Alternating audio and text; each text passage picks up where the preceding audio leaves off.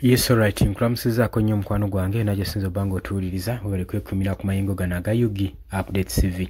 Kutegeeza nti nno okola kyamaanyi nnyo yonna gy'osinzira okuba nga otuwuliriza.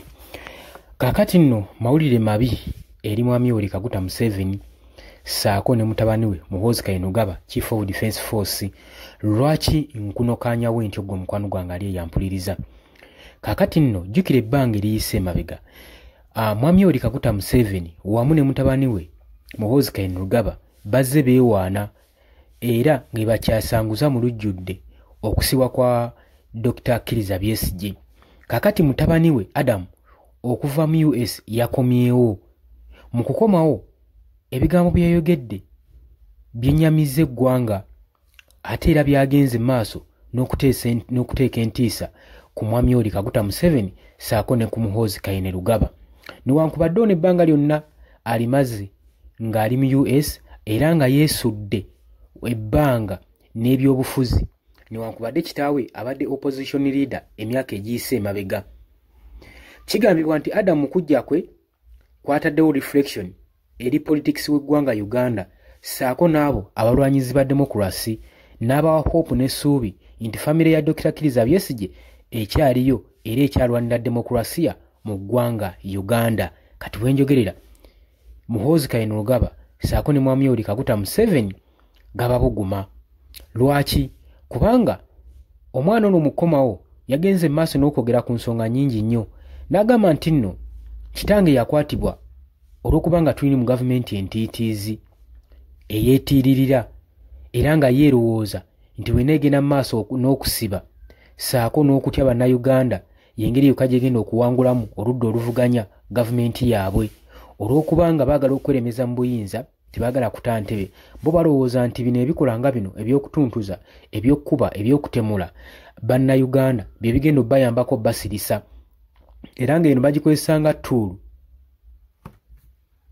ey'okusirisa bannabyabufuzi naddala abali ku ludda olw'opozitioni. Tekitegeeza nti nno w'onoosirisa omuntu kyalowooza ne kimuva ku mutima. Gavumenti nze ngamba yandibadde ereka bannayuganda ne beexperiencing ekyo ekibali ku mwoyo ku ebyo bigenda mu maaso n'okubatuntuzaako ne gavumenti ya Mwami Yoweri Kaguta Museveni.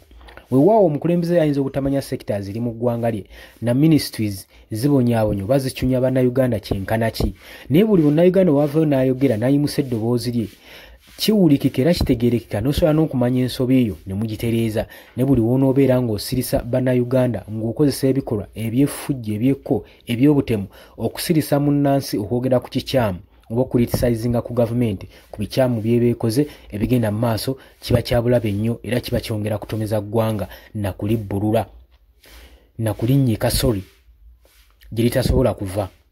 Kaakati okuva ebaasiba Dr. Kizza Besigye jjukira yakwatibwa mu ggwanga erya Kenya mu kibuga Nairobi era nga bamulumiriza okuba nga y'omu kubakulira obuyeekera mu ggwanga erya Uganda oluvannyuma lw'okumusanga ne pisito.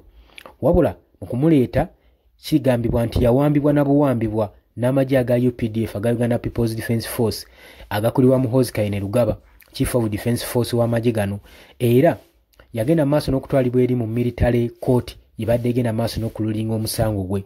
Newankubadde kooti ey'okusukkulumya avaayo n'egamba nti bantu balina bumalirivu nakuwozesa Dr. Kizza Besigye civilian era n'atransferingibwa n'atwalibwa mu civilian court. Kwali kusikangana muguwa omwe muli ne balooya okuva amawanga ag'enjawulo okujja okwenyigira mu musango guno, omuli ow'e Kenya, omuli abaawa, nga baagala kubanga bagenda maaso n'okwolereza Dr. Kizza Besigye ng'eyaliko leader of opposition. Kati mutabani we avuddeyo n'asanguza ku ddoboozi n'agamba Mwami Yoweri Kaguta Museveni obutiitiizi tolowooza nti nno bw'ogenda okukozesa okusiba bannayuganda n'okubakuba osobole okuba ng'obasirisa baleme kwogera ku bikyamu. N'agamba kitaawe yasibibwa mu ngeri emenya amateeka.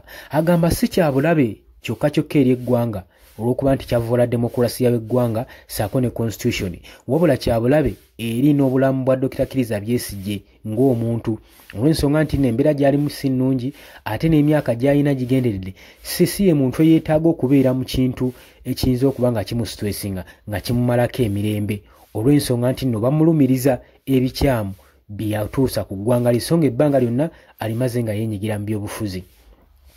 Mutabani wa Dr. Kizza Besigye Adam abadde tamanyikiddwa na kumanyikibwa gye buvuddeko emabega nti nno oba abadde abeera mu USA naye ebbanga lyonna akudwamu bwe abumaze mu USA era nga yeesudde wala nnyo n'ebyobufuzi paka bamaze okukwata kitaawe n'alaba ng'ensonga zirinnye ekandaggo n'avaayo asobole okukaŋŋandula ku ddoboozi oba oli awo mwami Yoweri Kaguta Museveni banaafunamu ensonyi okulaba nga basobola okuba nga bawa Dr. Warren Kizza Besigye Beiro gwe mukwano gwange ali eyampuliriza. Wabadde ayogerako ku nsonga ya Chief of Defence Force Muhoozi Kainerugaba agenze maaso n'agamba Muhoozi Kainerugaba posti zagenda maaso n'okupostinga ku social media si za bulabe mu ggwanga kyokka wabula za bulabe ne ku figures ze ziri ku ludda olw'opposition ng'agenda maaso n'okubatiisatiisa okubatta n'okubatugumbula agamba si kifaananyi kirungi eri eggwanga. Bino ebintu agamba zino posti ezigenda maaso ku social media zisiiga ekifaananyi kibi eri eggwanga sako n'okureflectinga enkola embi egenda maaso mu ggwanga lya Uganda. So kino kireetera okubanga ba investors beewala okujja mu ggwanga lino okusobola okulaba nga batradinga mu ggwanga n'okuinvestinga okulaakulanya ku economy y'eggwanga Uganda. Abula agamba agenda maaso n'okubanga ayimiriramu ne bannayuganda paka kitaawe Dr. Kizza Besigye wagenda maaso n'okuteebwa asobole okubanga alwanirira justice mu ggwanga lyattu Uganda sako n'okuzza demokrasiya eyatattanyizibwa gavumenti ya mwami Yoweri Kaguta Museveni. Oli ku UG Updates 7 nyongera okujjukiza nagambye gwe agala tusindikira ka data genda ku noti 76 noti 12 nkaga 7 56 wabula abapya organic bo bakugamba bo ine ekirwadde ekikutawanya ulcers pressure hepatitis B bakubireko ku noti 778 11 35 97 bebanaffe abakyatutaddemu ka data ennaku zino mubawagireko bo ine ekirwadde genda owonyezebwe osobola okubanga naawe weefunira emirembe mu ggwanga lyattu Uganda osobola okubanga otuuka ku mwaka guli eri ku nsi ensuubize ne mu kalulu kano aka 2026 kaleme kukusubwa gwe mukwano gwange ali eyampuliriza. Mbaagaliza olunaku olulungi mweraba bali mu diaspora sibeerabidde mbatumiddeko nnyo mwebale kwekuumira ku UG Updates TV.